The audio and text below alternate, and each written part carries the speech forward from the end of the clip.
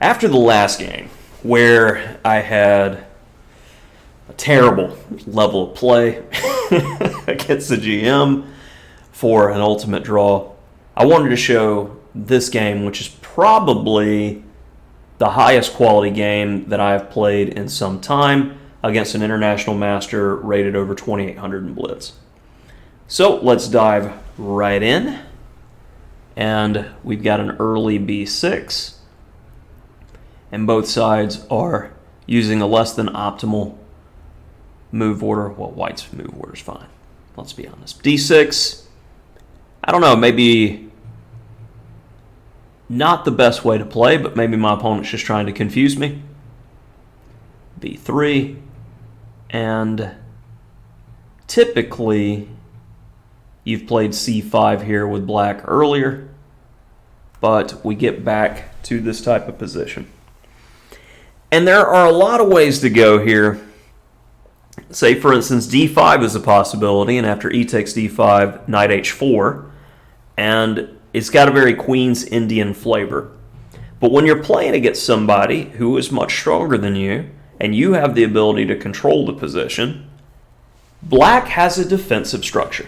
And it's very important to understand this.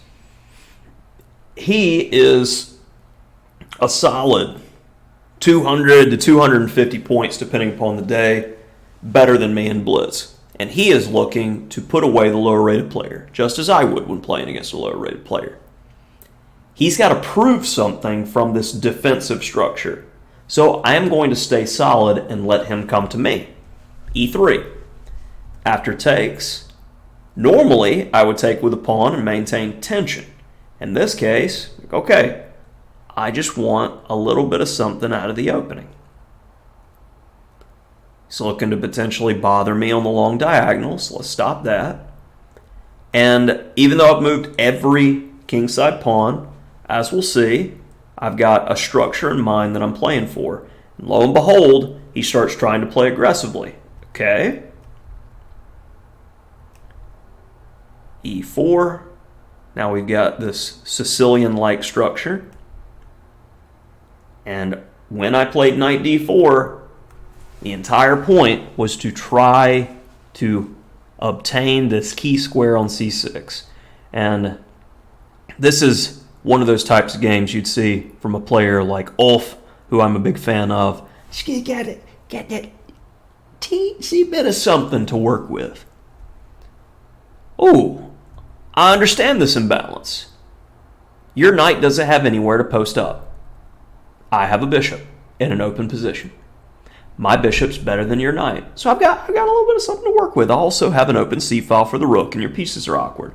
So let's keep you awkward. Queen d6. And after knight f8, now is the time where we need to be critical.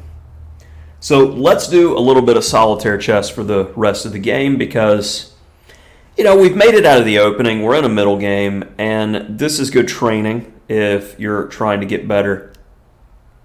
How can you improve the position? What is your first choice move here for white and why? And when trying to figure out what to do in these positions, you can use Kotov's thinking process from Think Like a Grandmaster, where you choose 3 candidate moves and compare the 3 to come up with your choice. You don't have any time constraints on you. Treat it like a real tournament game. What would you do? All right, hopefully you had some time to think. You paused the video, weighed your options. In this case, I really liked rook c6. 1, I'm looking to double rooks. 2, I'm hitting the b-pawn. So my opponent defends the b-pawn. Now before I double rooks, I secure the second rank. So I'm never going to have any problems there. Rook d7. Now I thought about this idea. I'm not just losing my rook on c6. I'm going to reposition. Queen e5. Threatening mate. That needs to be dealt with. Now queen c3. Also, part of rook f2. I didn't want to have to deal with this at some point. get the gun going. E5. Check. Now rook c2. Threatening. Rook c7 potentially. So rook d8. And after bishop a3. Oh, no, no, no, no. I don't want you to take that. Like, okay, but I'm going to make a weakness for you. So we're finally going to use a kingside mass that I moved oh so many moves ago. Stops that. So, okay, let's go ahead and come in here since your knight moved, and I'm going to come bother you again. Once my queen gets to f5, I'm going to hit the knight on g6 and pawn on h5, and you're going to lose material. So he comes back to f8,